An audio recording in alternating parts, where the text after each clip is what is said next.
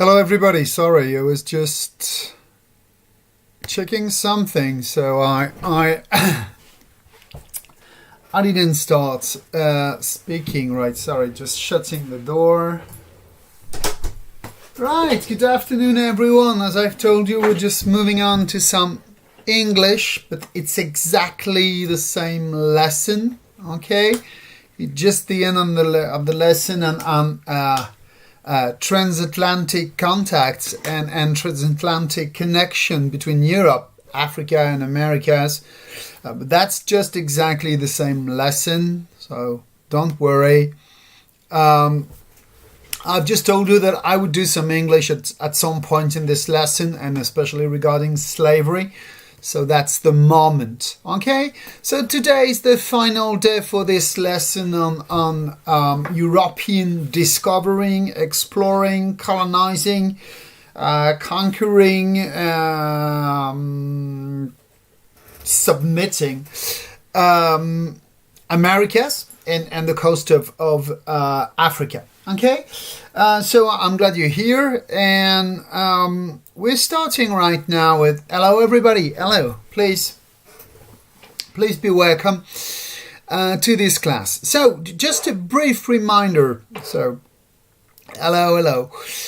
Just a brief reminder of what I did yesterday, and there is one last point I need to focus on, which is slavery. And that's, of course, not a minor point at all. Yesterday, I've tried and explained to you that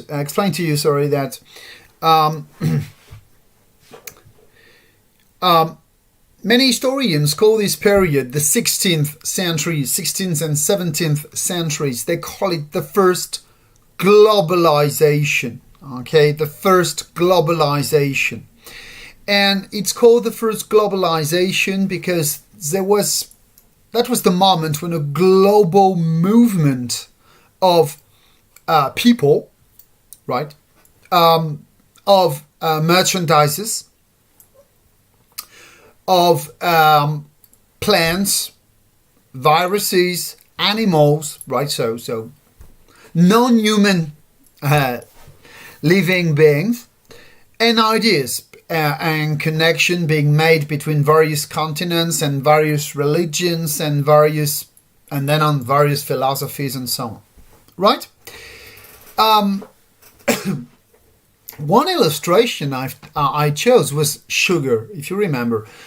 One illustration I chose was sugar. And I've told you yesterday that sugar was totally associated to slavery from the very beginning, right? That's something I've told you yesterday. And today I would like to use sugar once again as a transition to, if you look at the structure of the lesson is on your screen, okay? So yesterday we made de nouvelles circulations, femmes et hommes, marchandises, virus et idées. And today we're going to study a phenomenon, a process, a form of economic exploitation which totally transforms societies, people, territories, and that's slavery.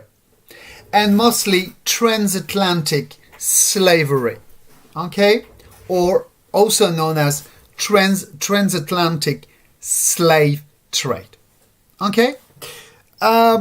The very last lesson of the year, the next one we're going to do, which is about comparing France and the UK and talking about the American colonies, that's going to be the last study we do in the year. We'll also refer to slavery in a different manner, of course, when we discuss the United States. But let's go back to where I wanted to start. Okay, if you remember, that's a picture I've already shown you. I think it was yesterday, actually. This is something you call a sugar plantation, a sugar farm, okay, in Brazil. In Brazil, okay? In Portuguese, this is called engenho, right? And that means a farm, if you want, or a type of sugar plantation. One specificity of the Portuguese conquest of Brazil is that it involved very few Portuguese people. Or to say it differently, only tens of thousands of Portuguese moved to Brazil in the 16th century. And what does that mean? What did it mean? It meant that clearly the Portuguese were not in situation to really exploit the resources of Brazil. And I would like to show you a document to illustrate this, if you're okay. You have not much choice. I'm sorry for this. Okay.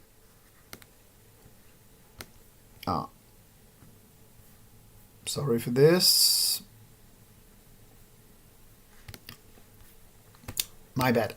It's not the good format apparently, but it's coming.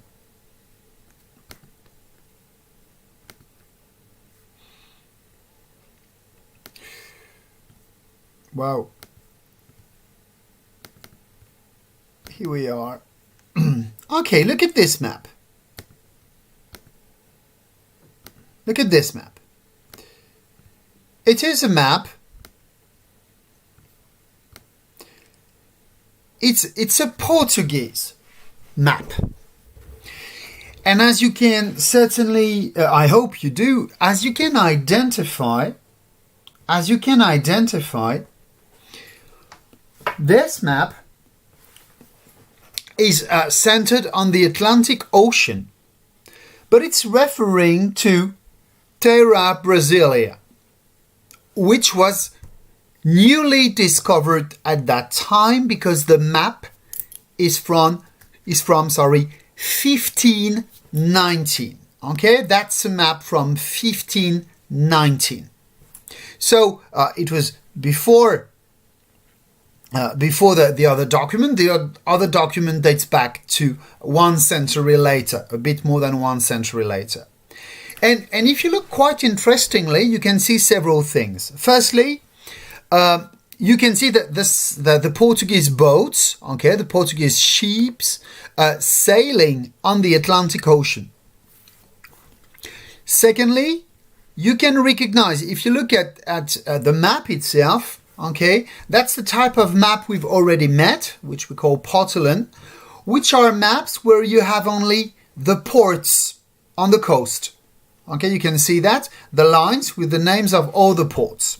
One of these ports was called Recife, and I'm going to tell you more about Recife in a few seconds.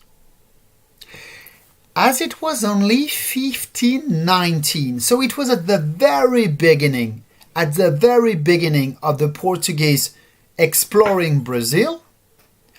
What do you see about Brazil on this map?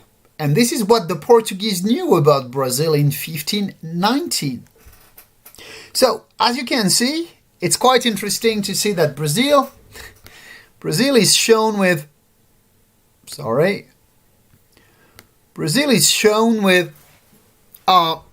ports, the places on the coast which were identified already, and then, of course, the forest. So, as you can see very clearly, the forest is not as dense and as luxurious as it would be in reality, because as you know, the Amazon forest, the rainforest, is much denser than this. If you look more closely, you can also see that Indians or native Brazilians, okay, pre-European nations, pre-European peoples, were picking some wood, cutting some wood, and you can recognize that these people are, native Indians. Okay? So it means that clearly, that's something we've already studied. The Portuguese expected the Indians, expected the natives to work for them. Exactly in the same way that the natives had worked in the gold or silver or copper mines in Potosi, for example. But very soon, a new type of activity developed, and that was the sugar plantation. And look at this. That's a chart we've already analyzed, okay, or watched at least, and it's in French, but it's not a problem. You can see that very, very fastly in the first half of the 16th century, between 1501, sorry, my bad, between 1501 and 1550, the number of slaves being introduced in America was multiplied by 10, more than 10. 2,000, a bit less than 2,000 were introduced in 1501 to 1510. More than 23,000 were introduced to America between 1541 and 1550. But clearly, when I say introduced, I should say deported. They were taken by force in African territories. I'm going to show you which ones right now. And they were sold to America. Actually, at the beginning of the 16th century, the Portuguese had a monopoly. The Portuguese had a monopoly on slave trade in the Atlantic. And you know why. Because according to the Tordesillas Treaty, that's something we've already explained. The Tordesillas Treaty gave the Atlantic mostly to the Portuguese, and especially between Africa and Brazil. The Portuguese were the only ones allowed to sell things. Okay? And when I say things, I have to say, alas, people too. Slaves. Okay? That's clear? Yeah? So, let me show you one or a few more documents about this slavery trade. These were... It's coming from Wikipedia, okay? So if you want to find this, you can find this map on Wikipedia. These, or those, were the various regions from Africa where slaves were being taken from, either captured or bought, because the European slave traffickers bought population in Africa. And as you can see, you have 6 or 7 different regions from which the slaves were deported, bought and deported. And I don't know if you can see this, but everything which was in green, which is in green on this map, was a Portuguese zone of control. And you can see that a major one was the West Central Africa. Okay? So the Portuguese were in Senegambia, right? And you could also find them in West Central Africa. If you look at the other map, which is still there, you can see that there were 3 places, 3 ports, 3 cities and ports from where the Portuguese would buy and deport slaves. And that was Elmina, just look at the map, Elmina, São Tomé, and Luanda. Okay? Then, these Portuguese ships would then move to Brazil at first.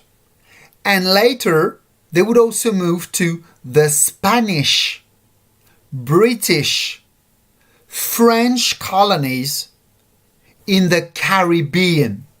You can see Antilles on the map. Okay? So,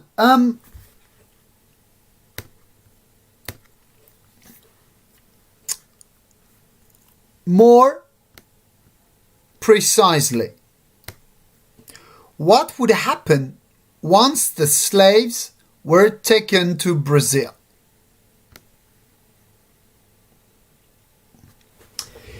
This picture dates back to the mid-17th century. Okay. And it's describing a scene taking place in Recife. And Recife is one major port. It's one of the major ports where slaves were deported in Brazil. Sorry, so the city still exists today. Okay, so it's called Recife. And as you can see, on various places in this picture, but especially you can see in the foreground there is a group of black people. In the middle ground there is a group of black people, and then in the background of the picture you can see several masses of black people. And if you look at this, and that's something why the picture is interesting.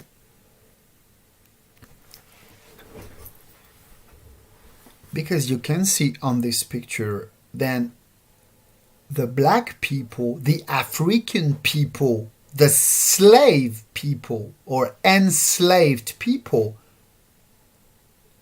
were many more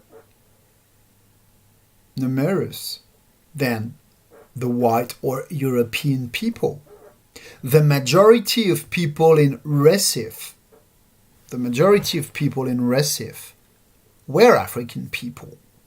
Very soon, as early as the 16th or 17th century, slaves would be more numerous in these new territories than the Europeans. Why is that of some importance? So I'm going to answer your question, Jules, immediately, right? I will tell you immediately how it was bought and who bought the slaves. Why is that of some importance? Because if you look at the title of the last part, sorry for this. Oh, my bad.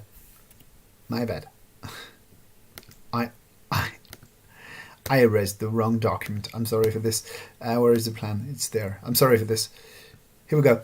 If you look at the last part of my lesson, it's called Un métissage atlantique. So, mixed races appearing, right? Something called miscegenation. But a mixing of races appeared. And in Brazil,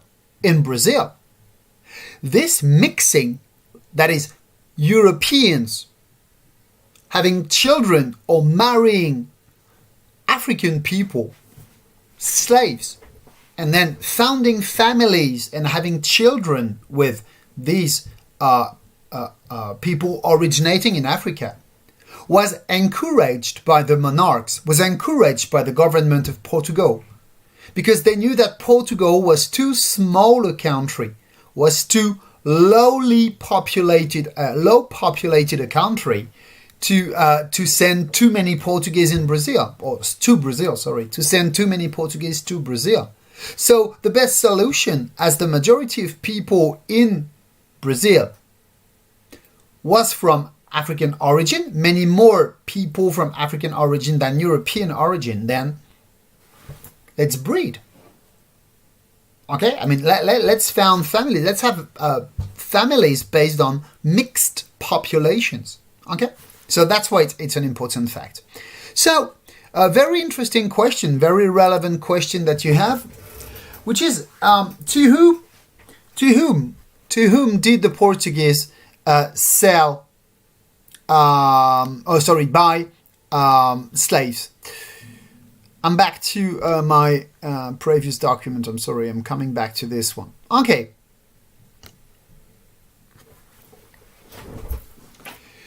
That's something everybody knows. Slavery was not invented at that time. Slavery is a very, very old phenomenon in human history, right? The Greeks, the Athenians, they had slaves. Okay? The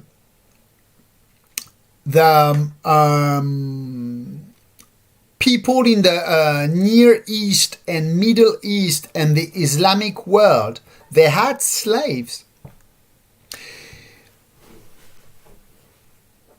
Who was a slave?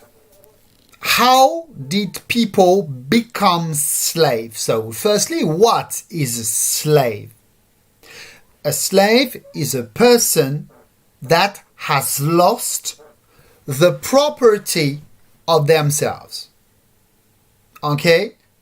A slave is someone that has lost their own property, the property of their own. So what does that mean? That you can't move freely, you can't work freely, you can't marry freely, you can't have children freely. You have lost all your capacity to exert freedom. That's slavery. It means that in Africa itself, African kings, African leaders, African sovereigns, they fought each other. And when one was defeated, its people could be enslaved. They could be taken into the state of slavery. Okay? So these people were slaves. But very soon, African rulers, they learned that the Europeans, and especially the Portuguese at first, were very interested in buying these slaves. So to answer your question, who sold slaves to the Portuguese? Other Africans, other African rulers, other African slave traffickers who had sometimes captured their enemies and turned them into slaves. That's it. Okay?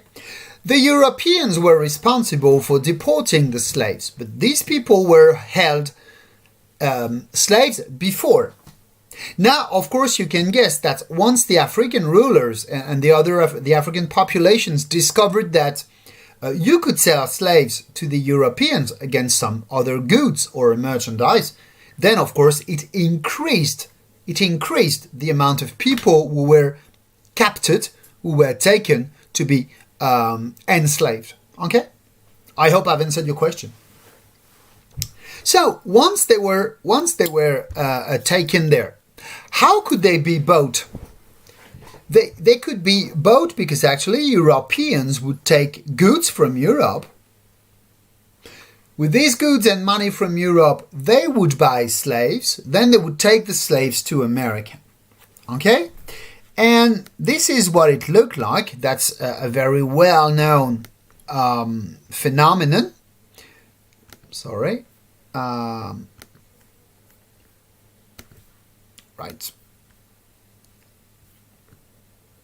Good. So it's a map in French, but it's I have another one in English just for the next step. Here we are. Oh, you will be very surprised, I'm sure.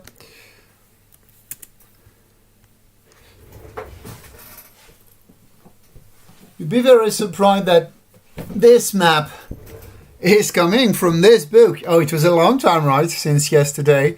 Géohistoire de la mondialisation by Christian Gratel. So that's the source. Well, sorry for this.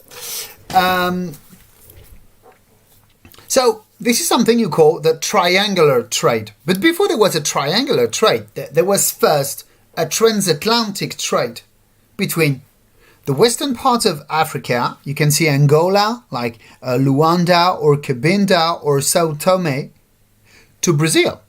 Look at this. Can you please look at this map, because this is the reason I've chosen this French map. In the beginning, the Portuguese didn't do a triangular trade. Can you see it? There is a dotted arrow, okay? The one that corresponds to Volta Portugaise entre le Brésil et l'Afrique. Okay, you remember this? This is a specific type of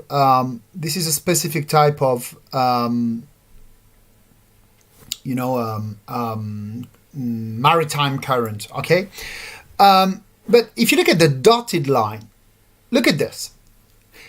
You can see that Sao Tome was the place just opposing a place called Slaves Coast.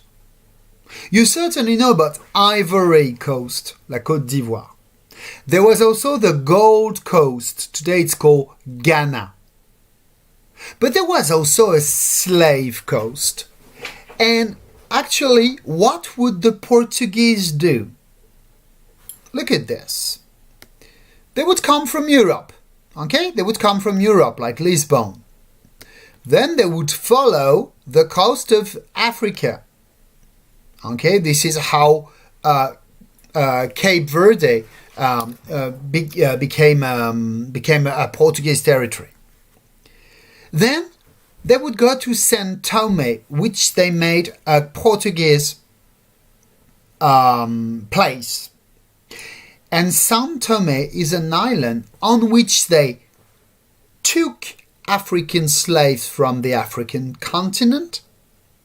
Then they would keep them in São Tomé, because that would prevent them from escaping.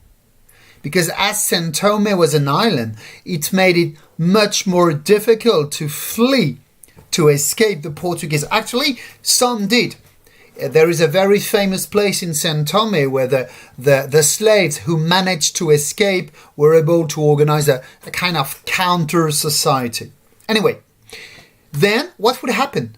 The Portuguese would take them in São Tomé. Look at this. They would send them by boat to Brazil, like Bahia or Pernambuco or Recife.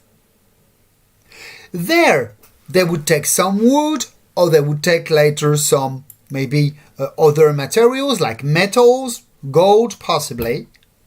And with the gold, they would go back to Africa, buy some more slaves, bring them back to São Tomé, back to Brazil, and again, and again, and again. And so, before there was a triangular trade between Africa, America, and Europe, you had this transatlantic trade between Africa and Brazil. Okay? Is that clear? Yeah? But very soon, what happened? I've told you this already. Very soon, the Portuguese and the Spaniards were challenged by other countries. Among the countries that challenged the Portuguese and Spanish domination in America were the French and the British. Okay? And the French and the British they could not establish in Brazil, because Brazil was Portuguese. They could not really establish in Southern America because it was mostly Spanish. So what did they do?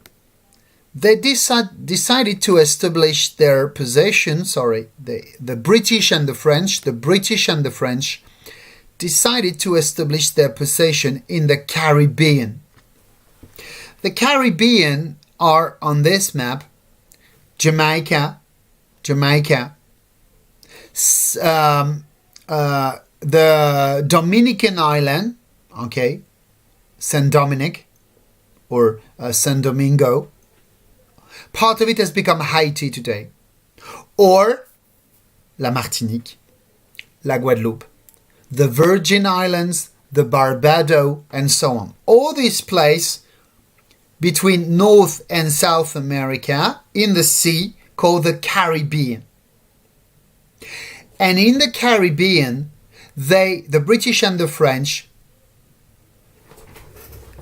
they decided to establish the same type of sugar plantation that the Portuguese had done in Brazil. And so for these sugar plantations, they needed slaves too. Okay? They needed slaves too. And in the 17th century, that was a century later, in the 17th century, the French and the British became the first nations, the first slave traffickers. Okay? Let me show you one more document. It's plenty of document today, but there are a lot of document on slavery. Yeah, 2 or 3 more documents. Firstly, I have to check time because it's fine. Good.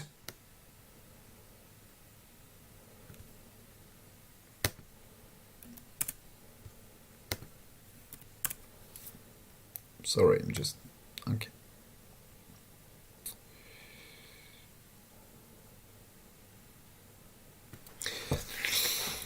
So, that's a Portuguese picture. That's a Portuguese picture from the 16th century. And it's depicting a reality which is well known. That the African people who were deported whatever their age was, whatever their gender or sex was, okay? And as many women as men were deported, very soon children would be born. Generally, in the beginning, children were not deported with their mothers. If a woman or a man were captured in Africa, okay, children would not be deported, and there was one reason for this. The reason is that the crossing of the Atlantic, which is called the Middle Passage, that's an expression you may remember. That's the way it's called. The Middle Passage is the name of this Atlantic crossing for African people. Okay, it's called the Middle Passage. And so it was a very difficult one. There was a huge mortality. It's not that I don't want to insist on this, but it's not my point right now. I will develop about the impact of slavery in terms of human casualties in a few minutes.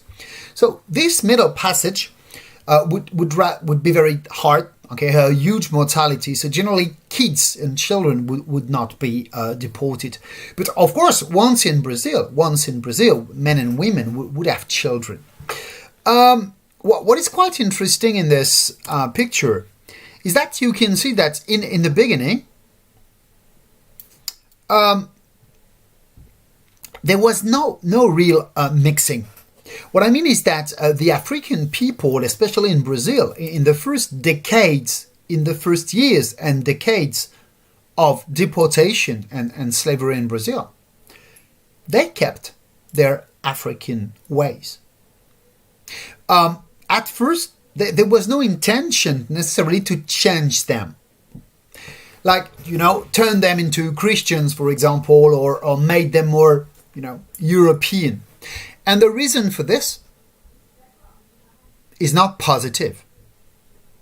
The reason for this is not that they were allowed to keep their culture because Europeans were tolerant, okay, because they were tolerating their ways. It's because they were things.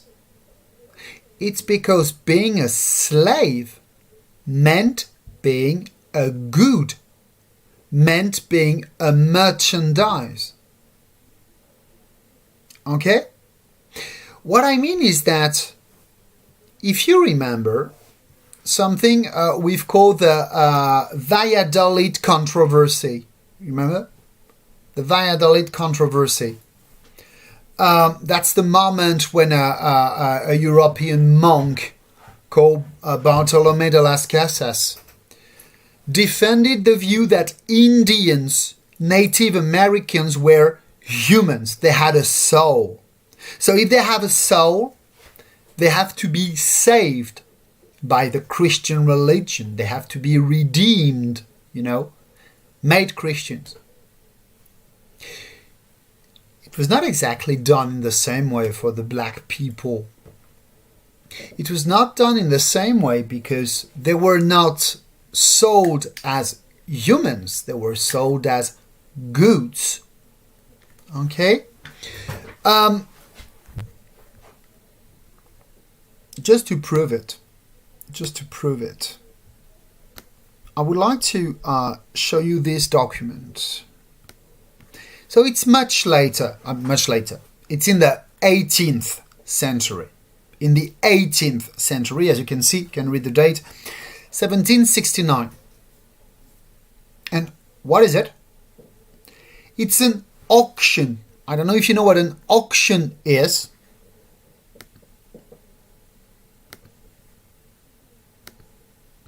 I'm just writing the word auction.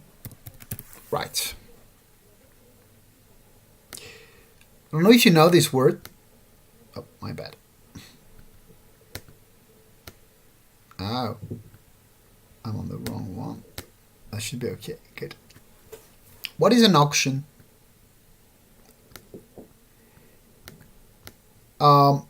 It's a public sale. You bring goods and you ask people, how much are you ready to pay for this? Okay? How much are you ready to pay for this? So auctions still exist today. For example, someone has got a Vincent van Gogh painting or a Leonardo da Vinci painting at home, whatever, and you go to an auction and you say, how many millions are you ready to pay for this? 10 million. Wow, I say 11 millions. And so that's an auction.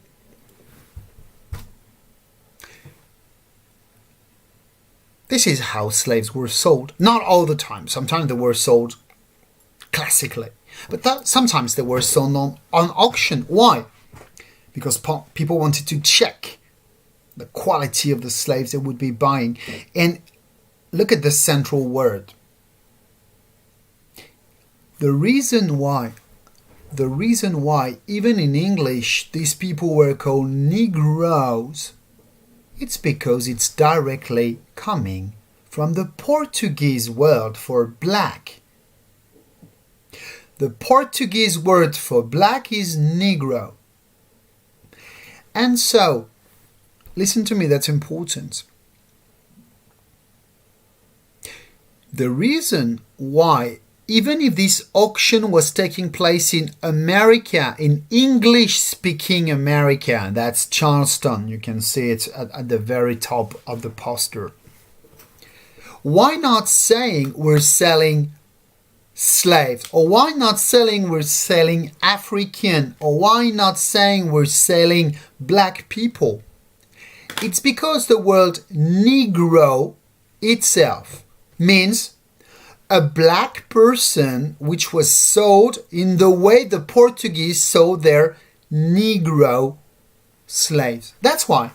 And so that's the very difference between the word Negro and the word black or African American. A Negro is by definition a slave because that's how the Portuguese slave owners did that. Okay? I am paying my intellectual dues I am paying my knowledge dues to this person, right? Aurélia Michel, if the question of slavery, if the question of race tension, of race issues interest you, you should read this book. It's cheap. It's 10 euros. Ask someone you like to offer this book for you. It's brilliant. And she explains where the word Negro is coming from. Okay? So, yeah, Madison, thank you for this. And being my official translator in that one. That's absolutely it. That's what it means. Okay? Why am I saying so much about all this? Because from the beginning of this lesson, I've tried to show you that the 16th century and this transatlantic connection changed the world. It changed the world because it is a matter of connecting and interconnecting different worlds. That's the moment of huge transformation when it comes to linking and connecting various worlds. But as you can see, it's also a matter of cultural transformation. Africa and the Africans were known by the Europeans before, but they were not known as slaves. They were known as foreigners. They were known as strangers. They were known as being different from the Europeans, as the Muslims were, if you want, as the Turks were, as the Chinese, the Indians, the Indians, I mean from India, not from America. They were strangers, they were not Europeans. Africans were the same. But what this changed is that at some point, Africans, some of them, became Negroes. That means slaves. And that was clearly a change in the type of relation that the white people, or what you could call the European people, had with the black people. Before, Europeans and blacks were just strangers. That's one thing to be stranger. Now it was different. Europeans were dominating and they were turning the black people into goods, into merchandise. And when you're a merchandise, you are not a human anymore. And that means that slavery was the moment when black people, under this name of Negroes, right? Black people were dehumanized. They lost their humanity. When I said they lost, we all agree they lost their humanity for the slave owners, slave traffickers, and people who dominated them, right? They did not lose their humanity, but in the type of relations that Europeans had and colonizers and settlers had with the black people, this is what happened. Okay? Very soon, am I clear? Am I being clear here? Or do you need some more explanation about this? Or is that understandable for you? Yeah? Sure?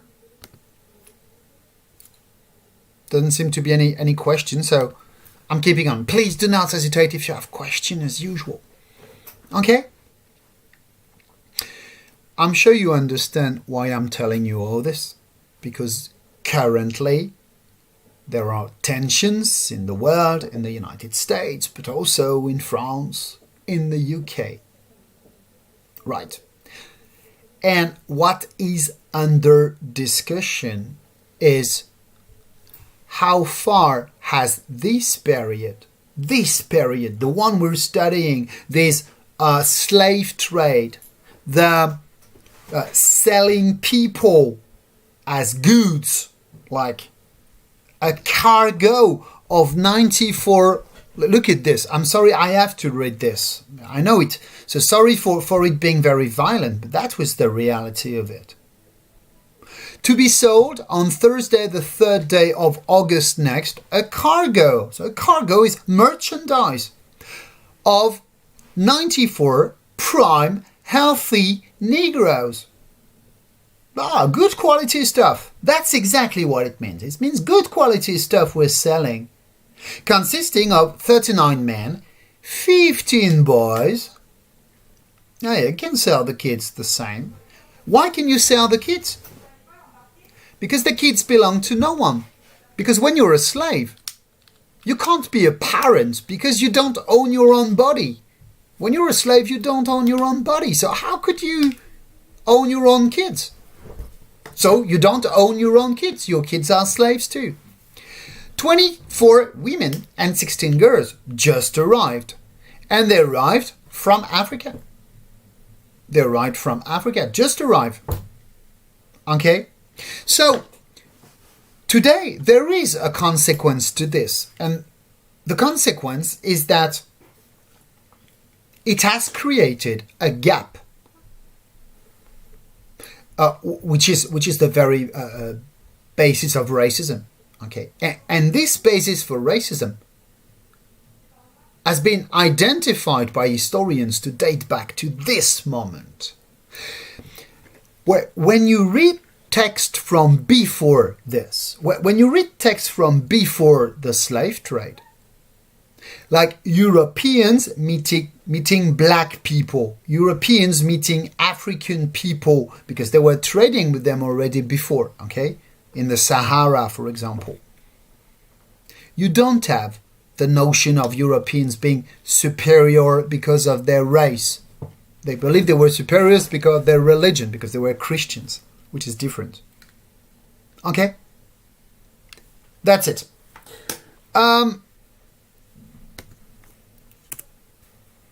So, that's the point. Then, this slave trade became much more massive and turned into something generalized by the Portuguese, the Spaniards, and above all, the French and the British. Okay? So, these were the major slave trade routes. And you can see that there were 3 major places where the slaves would go. They would go to Brazil, and you can see Recife. And it is estimated that Brazil received 5 million African people. Okay? The next place was the West Indies. The West Indies corresponds to what I've called the Caribbean. Haiti, Cuba, Jamaica, the French Isles of Martinique, Guadeloupe, and so on. And finally, 1 other million globally went to North America. So you can see in the beginning in America, in North America, you had only a minority of slaves being sent there. The difference is that in America, slaves remained slaves for a long time, which means that the amount of slaves in the end was 4 million. But 500,000 people were deported from Africa to America, and another 500,000 were sent to Central America and Western South America. So that is today. Historians consider that 10, 11, 12 million people, but 11 is generally the reckoned amount. 11 million Africans were deported to America. Okay, I'm using this statistics from another book which I used to have and which is not there. Okay, it's there. I'm quoting my sources, you know. That's the one. The advantage of this book the advantage of this book is that it's dealing with all types of slave trade. So it's not only dealing with the transatlantic trade, okay, it's also dealing with Mediterranean trade of slaves, slave trade between the Arab world and Africa, and so on, right? This one. Olivier Pétré-Grenouillot, Les Traites Négrières. And the reason why he's using this word, it's because he's not talking about Africans. He's talking about Africans turned slaves.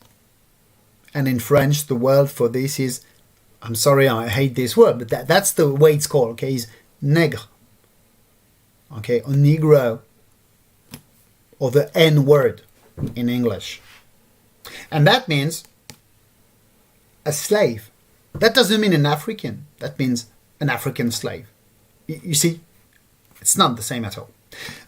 Something I've learned by reading Aurélia Michel, praise her, is that, for example, one country in Africa was never colonized before the 20th century. It's called Ethiopia, Abyssinia or Ethiopia. And when the Europeans talked about Ethiopia, they never called them Negro, because they're free people, they're independent people, so they're called Ethiopians. But people in Sudan, which is just next to Ethiopia, could be called Negroes, because in Sudan you had slavery. You see? You see what I'm trying to explain you here? Okay. So if slaves started being sent to West Indies and North America, it's because the French and the British accelerated this trend. Okay, I'm sorry. I'm much more. I'm far too talkative today. Okay, let me show you something.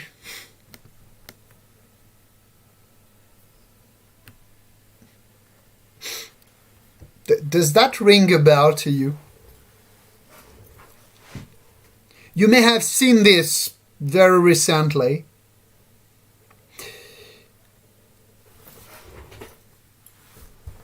I'm not sure I can wait for the answer. So I'm not. Okay, I give you some time to answer and tell me if you've seen this recently, right? And why I'm leaving you with some time to find it. I'm just showing you something else.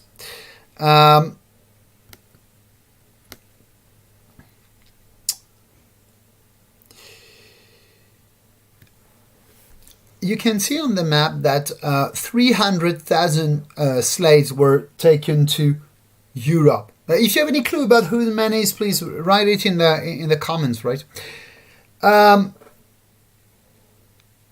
If you look at the map, you can see that 300,000 slaves also were taken to Europe. It has to be said that their situation in Europe was a bit different, because actually in Europe it was hard to keep slaves. And the reason why it was hard to keep slaves was that, firstly, you had a mass of, the majority of Europeans were free people. And if you wanted the slaves to work in, the farms or whatever, most of the farmers in France or in the UK were free people. So having unfree people didn't mean much.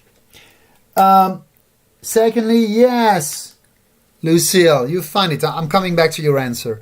And so it didn't mean much. Secondly, these black people were not, they were taken as slaves, but they were more, working in domestic areas than really working in factories or working in plantation, because that was a system that did not exist in Europe.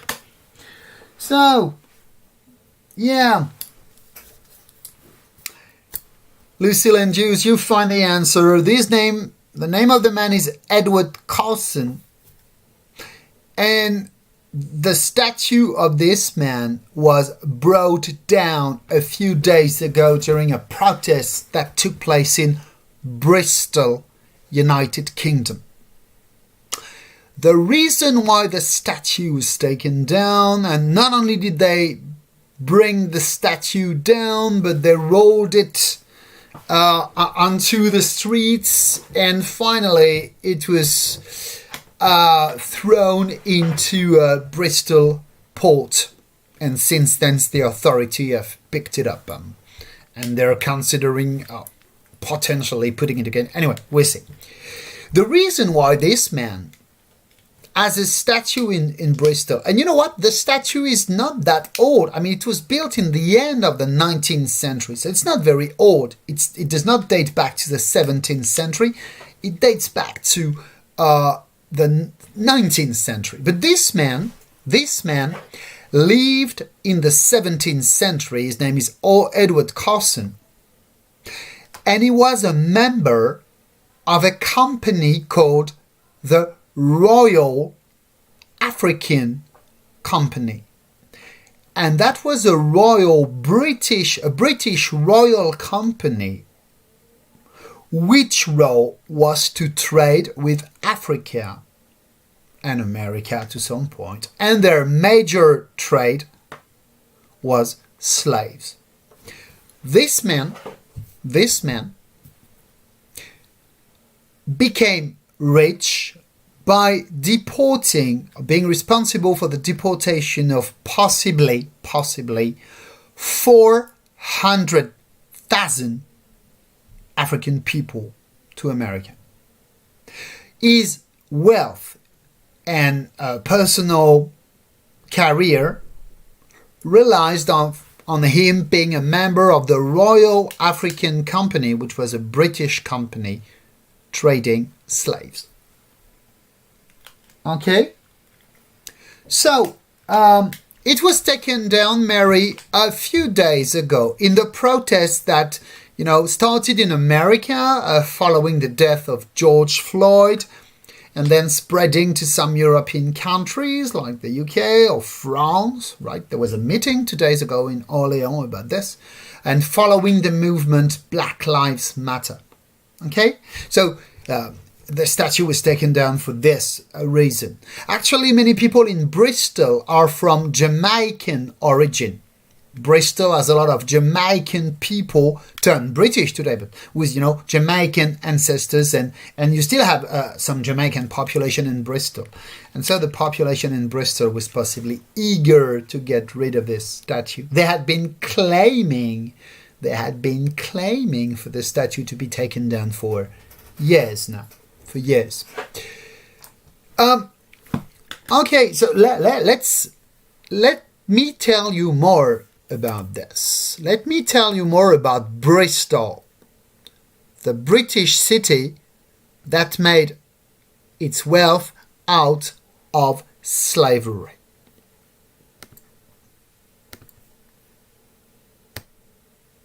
I'm okay. That's one to show you. That's my last document on, oh my goodness.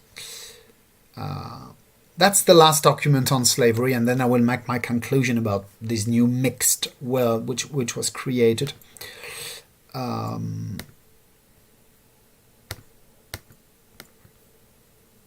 we are, people. Okay, so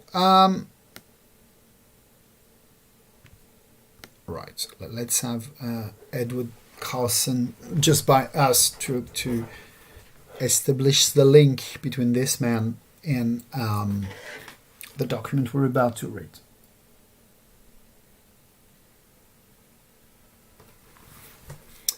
Good. This document is an extract from an academic article. Okay, it was written and published by the Bristol Record Society, which is a Bristol Record Society is about the archives, the historical documents in Bristol. The city of Bristol, I should have shown you a map. Actually, I'm sorry, I've totally forgotten to have a map of England. So I'm just doing this. If you're okay with that, just let me a second so I can show you Bristol right now. I'm sorry. I'm really sorry. I should have done this. Do we have the city's name? Yeah, we have the city's name. That's fine. I'm sorry for this. Well, we are okay. Good. Perfect.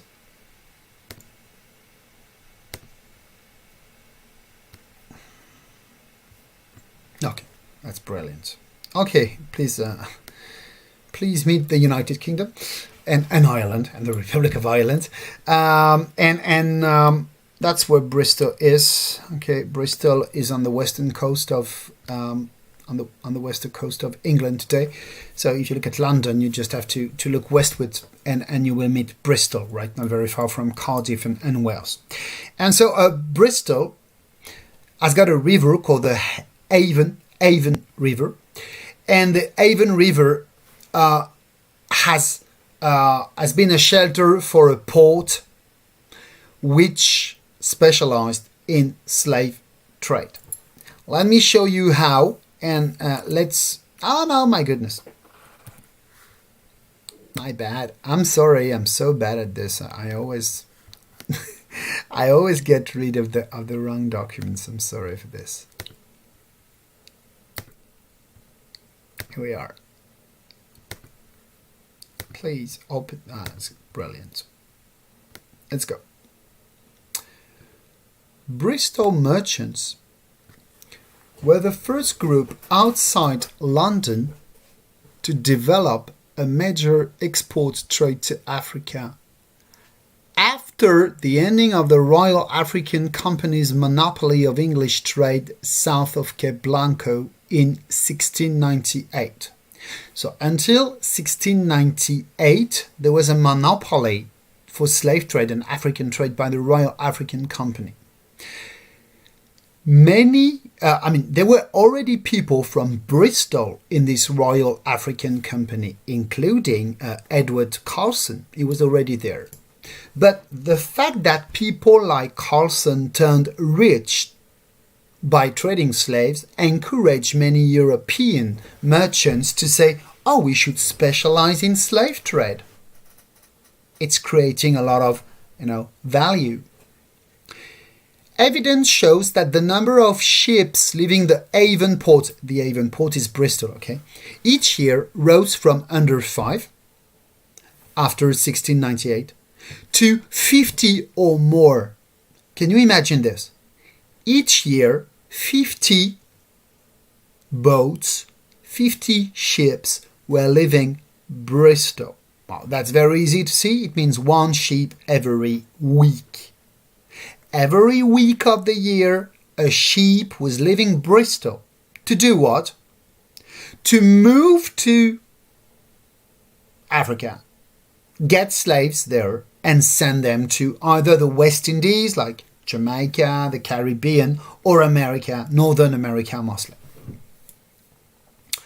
According for over 30% of all English clearances to Africa at the later date, it means that Bristol was gathering most of the trade between England and Africa, eclipsing London in the late 1720s and still overshadowing Liverpool, the other principal outport involved in slave trade. If you go to Liverpool today, you have an absolutely inevitable museum dedicated to slavery. It's made in the former port, in the port docks, and it's a very good museum regarding slavery and the legacy of slavery in Liverpool. Overall, Bristol merchants played a major role in the expansion of English trade to Africa. At the same time, the African trade was an important factor in the growth of Bristol's general overseas commerce, so commerce with the rest of the world, with investments by the port merchant in African voyages reaching perhaps £200,000 a year. And that's something I wanted to underline, and I swear I will conclude on this. Next year, we will study the Industrial Revolution. Okay, the Industrial Revolution is part of the syllabus we have to study in première. And I will teach this part because we teach and we teach this in English. To start an industry, to start a massive industry, you need money. You need to invest money. And you know where the money was coming from? It was part of it was money which had been accumulated by slave trade and colonial trade in the centuries before. Another way to put it more abruptly, another way to put it more straightforwardly is to say no slave trade, no slavery means no economic development of the American colonies, no economic development of sugar plantation in Brazil, no economic development of sugar, tobacco, cotton plantations in America. That means Europeans not accumulating money. And that means maybe no industrial revolution. The Industrial Revolution in the 19th century, one reason why it started in the UK is because the UK, and Bristol played a major part in this, the UK benefited from having accumulated money from the colonial trade, and that was due to slavery. And this is how Europe has directly benefited from slavery. And this is why Europe started its industrial development at that time. There were other factors. Okay, please, let's make things clear. I'm not saying slavery is the reason for industrialization, okay? I'm not saying this. I'm saying slavery was one of the factors that made industrialization and the development of an industrial revolution possible, which is a different thing. Right? Lucille, apparently they're going to do this because there is a city in Bristol. There is already a wonderful, actually it's a very good one. One I've preferred in my life, and I've seen a lot of museums, I can tell you, but the Bristol City Museum is an excellent one. It's very clear. It's very, it speaks to all.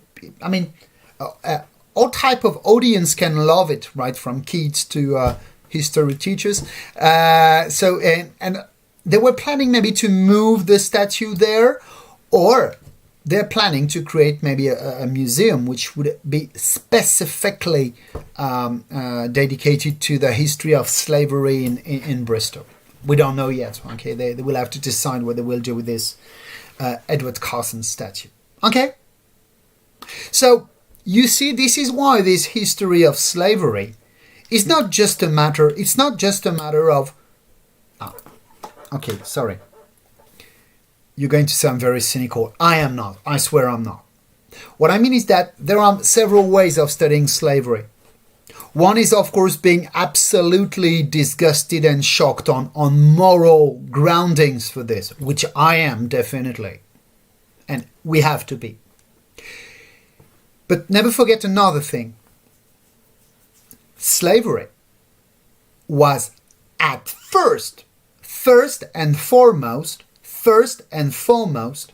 slavery was not done to dominate other people. It was the case.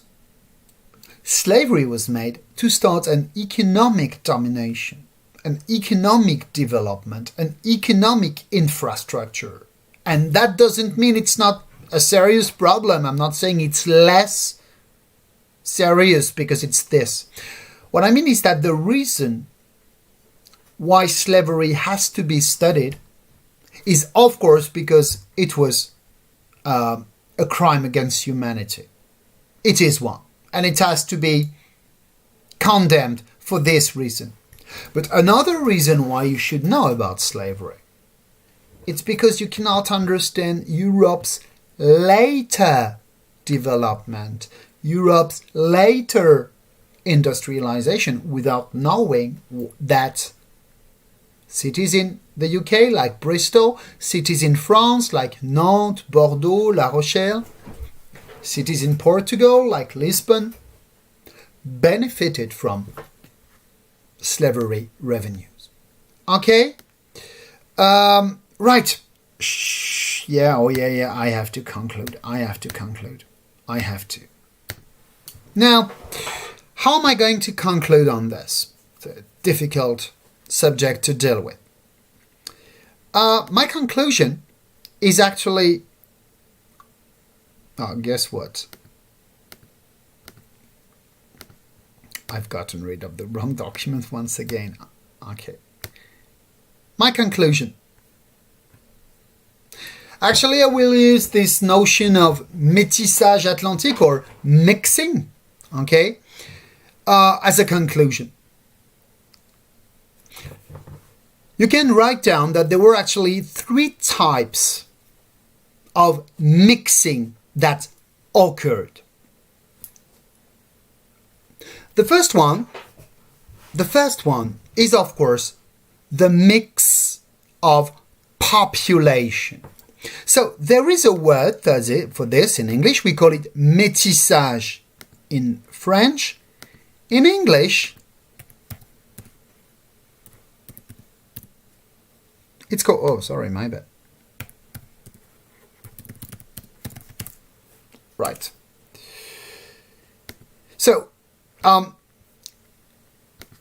word exists in several languages, okay? The word exists in several languages. You say métis in French, you say mestizo in Spanish. In English, you've got this word, so sorry, it's this one, miscegenation. Yes, miscegenation. Nation, yeah. Miscegenation. The problem with the word in English, I don't know if you can see this. In French, I'm keeping in English, but I will need to switch to French at some point. En français, right now, en français, métissage, la racine même du mot aujourd'hui n'implique pas de jugement. N'implique pas de jugement, hein, d'accord. J'entends par là que voilà, c'est la réalité, c'est la rencontre et la reproduction, parce qu'il n'y a pas de métissage sinon, à partir de 2 origines différentes, donc, notamment pour les populations. En gros, l'enfant d'un noir et d'une blanche, d'une noire et d'un blanc, est métisse. L'enfant de 2 métis est métisse, enfin voilà. C'est une description. In English, you can recognize that there is a reference to genes, les gènes, la génétique. So, miss is not very positive. When you do a mismatch, you know, if you meet someone and it's a mismatch, it means it doesn't work. So, the problem with the word in English, right? This is why it's better to talk about mixed race people. Because if you say it's a miscegenated person, it's negative, it's derogatory. So you can use mixed race instead, or the French word métissage actually, I think it's a very beautiful word to use, honestly. So firstly, people mixed, okay? And I've told you already why. People mixed because in places where people have to live together, they meet. And when I say they meet physically and they meet sexually. The European colonizers that were living in Europe, they were mostly men. And generally, they left alone. They left alone for plenty of reasons. They left alone because they were poor in Europe and they had not married. They left alone because they had, maybe troubles in Europe, and they left alone. It was not always the case in Northern America. In Northern America, families moved. But in Southern America, most of the time, or in the West Indies, most of the time, Europeans were moving alone. And men, they did not stay alone. And among the people, among the women that they could meet, you had the women coming from Africa, the slaves. And so in Portugal, for example, and that's an example you can write, in Portugal, the king encouraged Portuguese settlers, Portuguese colonizers, to marry black women, to marry African women, because otherwise there would never be enough Portuguese people to control Brazil. Brazil was too large a territory for a small country like Portugal to control. So mixing was the norm. And this is the reason why today Brazil is really the most mixed race country in the world. The majority of the population actually is declared as white population, because later in the 19th century, many more people from Europe would come to Brazil. But at that time, in the 17th century, the majority of people in Brazil were either black or mixed, and the whites were the Europeans, if you prefer. But let's not be color blind when it's useless. Yes, the whites, the Europeans, were a minority. Okay. President Thomas Jefferson, he was a president in the United States.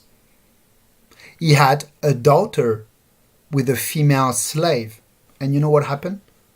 The daughter was sold as a slave. Because as she was the daughter of a slave, she was a slave. Even if her father was a rich proprietor in the USA before becoming president of the USA, his daughter was sold as a slave. So what I mean is that the fact there is a mixing doesn't mean that the barriers between the Europeans and the slaves were removed. I'm just saying that actually there was a population mixing. Secondly, there was a cultural mixing in religions. When Christianity, the Christian religion, met African religions, new forms of religious behaviors appeared. You may have heard of a religion called the Voodoo, or you may have heard of another one which is called Santeria. I don't know if you know about this one. It's a religion that you find in...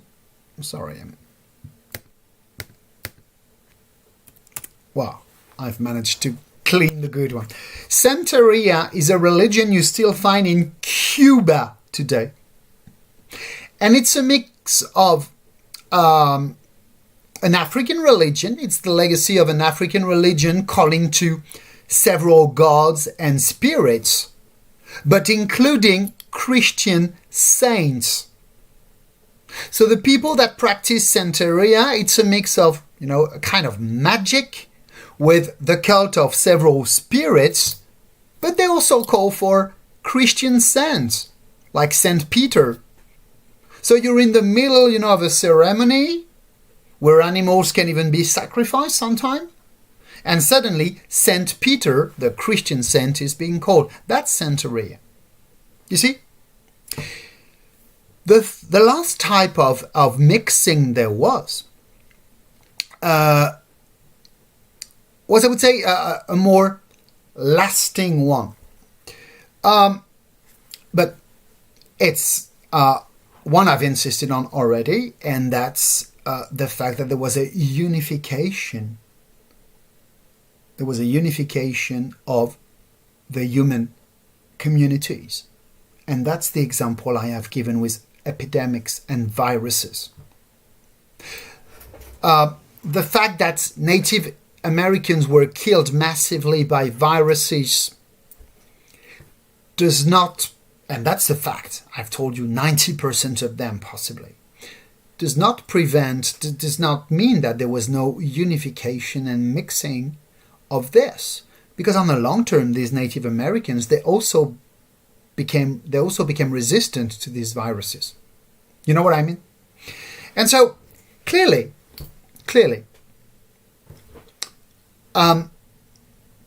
the Atlantic moment, what historians make of, that's my conclusion, I swear, what's the historians call sometimes the Atlantic moment, has given room for what is sometimes nicknamed the Atlantic modernity, or Black Atlantic. Let me show you. That's the cover page I wanted to show you, but I'm just looking for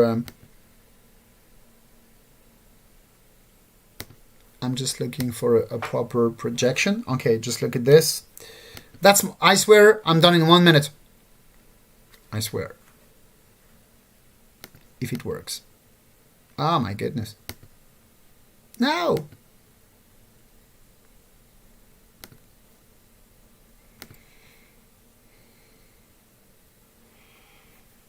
Where is it? It's there. Okay, look at this. That's a book which was written. It's a man from African origin. His name is Paul Gilroy, right? He's an African American. And he's called this the Black Atlantic. And he said that the Atlantic was where modernity was created. And he also used the notion of double consciousness. That means that the Atlantic is really the moment when and the place where the African experience and the European experience, they met, and they met in America globally. Okay. And so, when I say experience, I'm not saying positive experience. I'm just saying something that they share. We do share with Africa the history of slavery. We do share with the Native Americans the history of extermination. Extermination by viruses, right? Demographic extermination. I'm not talking about genocide, right? And the fact that our modernity, what we are today, when I say we, I include myself, but what we are as Europeans, African Americans, is the legacy of all this. And that's the very reason why currently you have demonstration in the USA, you have demonstration in the UK, you have demonstration all over the world, but mostly where? You don't have demonstration so far in China for this question, because that's the matter of European, African, American common experience. And slavery is not only a black concern, to say it differently. You know what I mean? Slavery is not only a concern for the black people, or the African American people, or the African originated people. It's a common history and universal history. And I'm done for this lesson. Do you have any question? Yeah, Madison, I hope I've already answered your question. I hope I've already answered your question, actually. Because that's exactly what I wanted to tell you. Of course. This is what Paul Gilroy wants to say, that you cannot understand the current society we live in, and especially the racial tensions, without knowing this. Have you heard this? Statues of Christopher Columbus have been attacked by protesters in America. And I wouldn't be surprised if in a few days some of these Christopher Columbus statues were toppled and toppled and taken down. Because after all, I'm not saying I agree with that, right?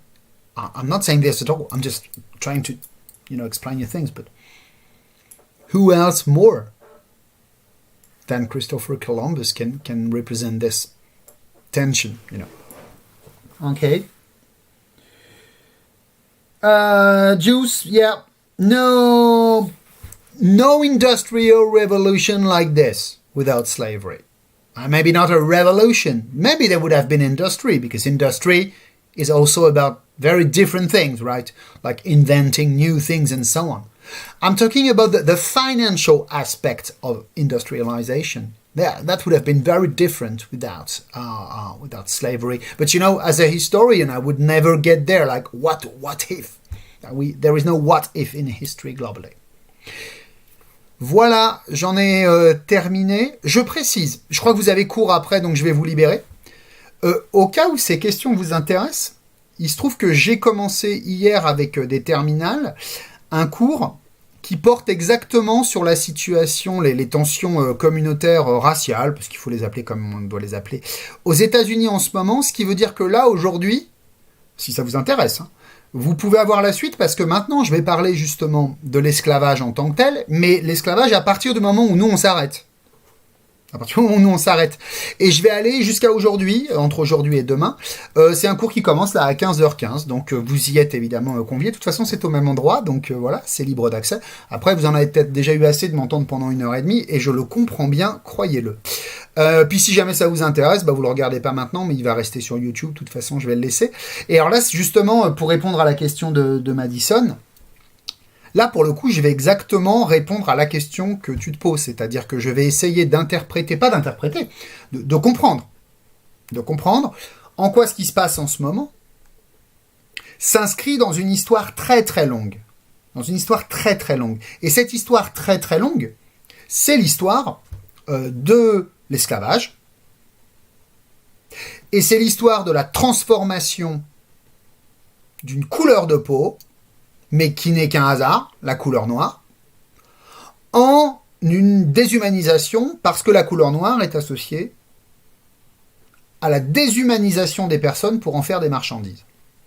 Et quand vous faites un système qui dure du 16e au 19e siècle, qui pendant plus de 4 siècles, 16e, 17e, 18e et une grande partie du 19e siècle, l'esclavage n'est aboli qu'en 1863 et en fait 1865, aux États-Unis. Quand vous faites un système qui, pendant 4 siècles, dit « bah non, en fait, ces fameux Negroes dont on parle, en fait, ne sont pas des gens, mais sont des biens », bah quand ça s'arrête, ce système esclavagiste, peut-être que le système, il s'arrête, mais le cadre de pensée, le mode de pensée, lui, il s'arrête pas. Il s'arrête pas. D'accord ?